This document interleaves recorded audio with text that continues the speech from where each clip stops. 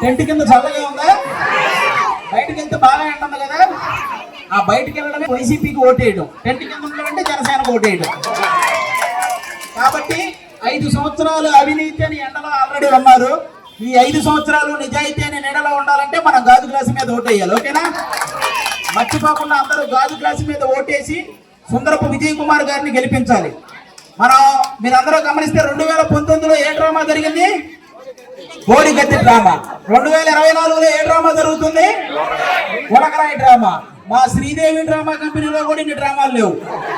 మన రాష్ట్రంలో జరుగుతున్నాయి అన్ని డ్రామాలు.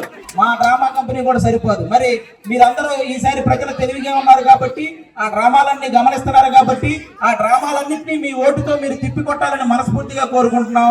ఇక్కడ సుందరపు విజయ్ కుమార్ గారు ఆల్రెడీ ఇక్కడ గెలిచిన నాయకుల కంటే ఎక్కువ కష్టపడ్డ వ్యక్తి, గెలిచిన నాయకుల కంటే ఎక్కువ సమస్యల మీద పోరాడిన వ్యక్తి. మీరు గమనిస్తే ఒకసారి ఒక రోడ్డు బాగలేదని ఆయన మోకాళ్ళ మీద కూర్చొని మరి ఆ రోడ్డు వచ్చేలాగా చేసిన వ్యక్తి మన సుందరపు విజయ్ కుమార్ గారు. అలాంటి వ్యక్తిని మీరు గెలిపిస్తే ఖచ్చితంగా మంచి నియోజకవర్గంలో మీకు సమస్యలు అన్ని కూడా పోతాయి. ఉన్న సమస్యలు పోవాలంటే గాజు గ్లాసుకు ఓటేయాలి, కొత్త సమస్యలు రావాలంటే ఫ్యాన్ గుర్తుకు ఓటేయాలి. కాబట్టి మీకు సమస్యలు పోవాలి కాబట్టి గాజు గ్లాసు గుర్తుని గెలిపించుకోండి. అలాగే పైన ఎవరు ఇప్పుడు?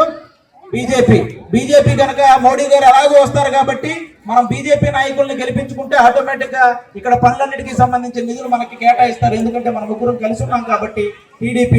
అలాగే టీడీపీ కార్యకర్తలందరికీ కూడా చాలా చాలా చాలా పెద్ద థ్యాంక్ యూ అండి.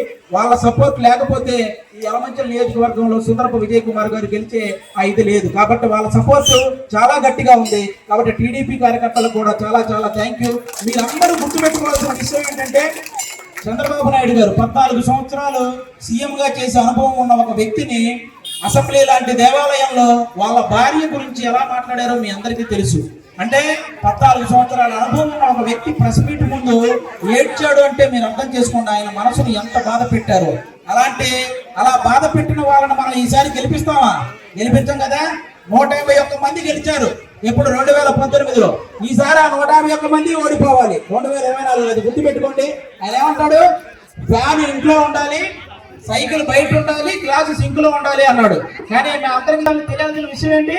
ఫ్యాన్ 4లోనో 5లోనో ఉండాలి. అవునా కదా?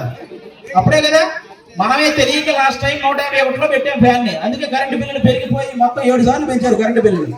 కాబట్టి ఈసారి ఫ్యాన్ ని మనం 4లోనో 5లోనో పెడితే మనం హ్యాపీగా ఉంటాం. ఓకేనా? అందరూ గుర్తు పెట్టుకోండి. అలాగే ఆడవాళ్ళందరికీ కూడా అకౌంట్ లో పొద్దున బటన్ నొక్కితే ఆడవాళ్ళ అకౌంట్ లో 10,000 పడుతున్నాయి అన్నారు. మరి సాయంత్రం మోతిప్పితే మీ మొగులు 30,000 పోతున్నాయి అకౌంట్ లో. కాబట్టి మీరు అందరూ గుర్తుపెట్టుకోవాల్సింది ఏంటి? పొద్దున ఇస్తున్నారు, సాయంత్రం లాగుతున్నారు. ఇది మీరు గుర్తుపెట్టుకోవాలి. మనకేదో 3,000 పడుతున్నాయి, 2,000 పడుతున్నాయి అనగానే మనం ఆనందపడిపోతాం. కానీ మనకు తెలియని విషయం ఏంటంటే, ఇలాంటి కల్తీ మద్యం ద్వారా కానీ, ఇంకా ఛార్జీలు అని చెప్పి, చెత్త పనులు అని చెప్పి, వీటన్నిటి ద్వారా మన దగ్గర మనకి ఇచ్చిన దానికంటే ఎక్కువ లాగుతున్నారు. ఇది మీరు అర్థం చేసుకుని ఈసారి గాజు గ్లాసు గుర్తు మీద ఓటేయాలి. పవన్ కళ్యాణ్ గారి దగ్గర ఒకరు పని చేస్తున్నారంటే దాని అర్థం జేబులో నుంచి తీసివ్వడమే కానీ జేబులు నింపుకోవడం అనేది జరగదు. అలాంటి అవినీతి పనులు ఎక్కడా జరగవు. కాబట్టి పవన్ కళ్యాణ్ గారు లాంటి వ్యక్తి నిలబెట్టిన ప్రతి ఒక్కరిని గెలిపించాలి. అలాగే చంద్రబాబు నాయుడు గారు నిలబెట్టిన ప్రతి చోట కూడా జనసేన ఓటు ట్రాన్స్ఫర్ జరగాలి. కాబట్టి ఇదంతా జరిగి మన యలమంచిలి నియోజకవర్గానికి మంచి జరగాలి అంటే సుందరపు విజయ్ కుమార్ గారు గెలవాలి. గాజు గ్లాసు గుర్తు మీద మీరు ఓటేయాలి. జై జనసేన. Thank you.